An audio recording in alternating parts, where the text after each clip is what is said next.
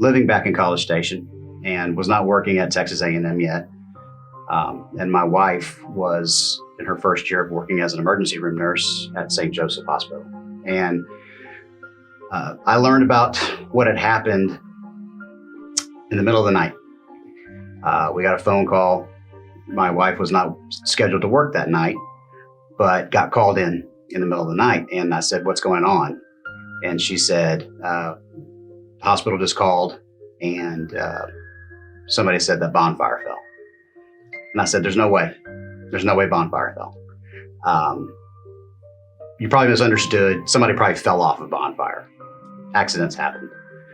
And I went back to sleep and got a phone call at about 6 or 6:30 in the morning from one of my buddies from my time at the Corps.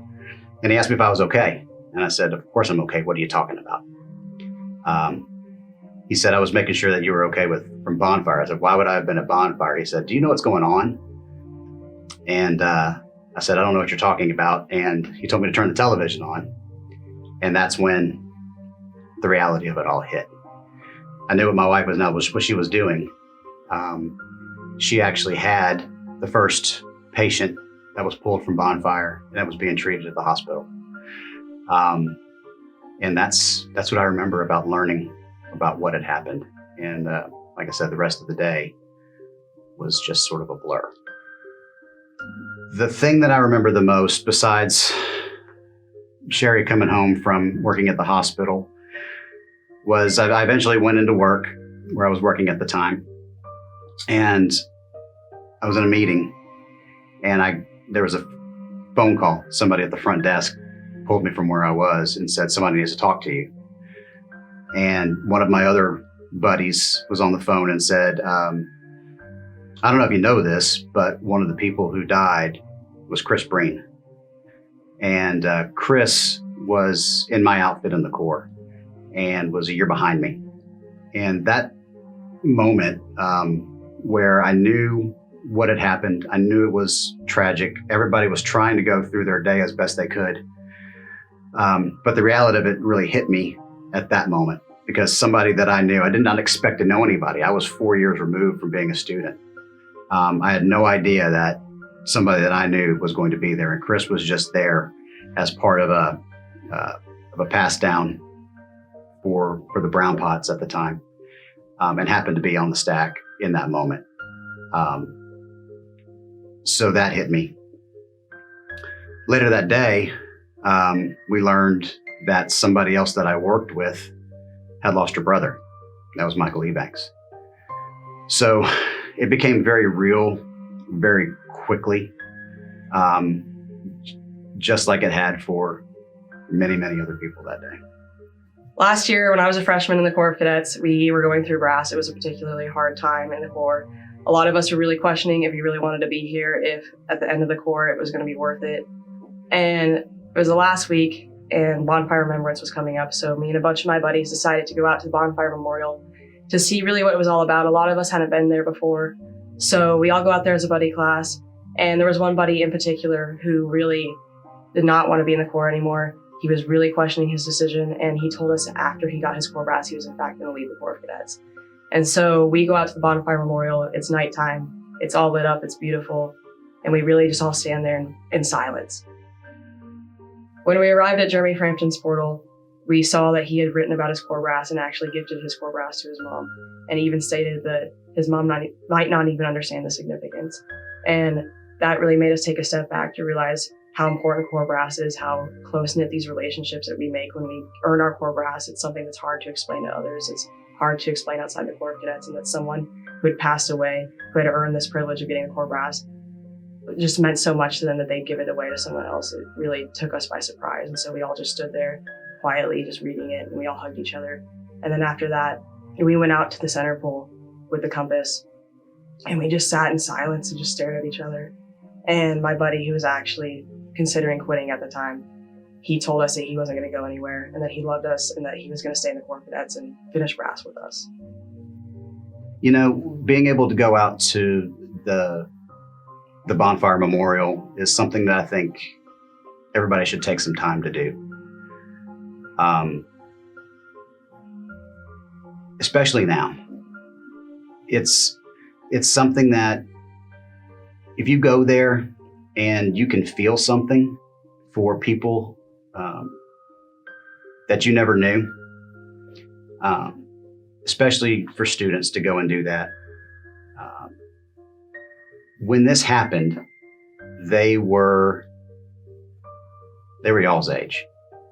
They were freshmen. They were sophomores. They were just getting started with college. Their entire lives were ahead of them.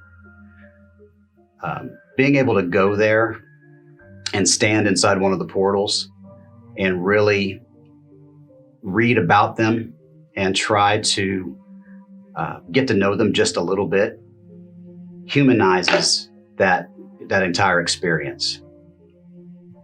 It's not something that any of us should ever forget. And so having the memorial there physically allows us all to make sure that those 12 are never forgotten. They shouldn't be. That experience and that tragedy is unlike anything that we had ever experienced. I pray that it's unlike anything that we ever will again. But it's had a different meaning for me just about every time that I've gone out there. Sometimes it's just remembering about the good times about whenever Bonfire was actually there and we got to be on site and take part of what that meant. And other times it's really kind of a sad time to really reflect on what we lost. But I think more than anything, it can be a celebration of those people.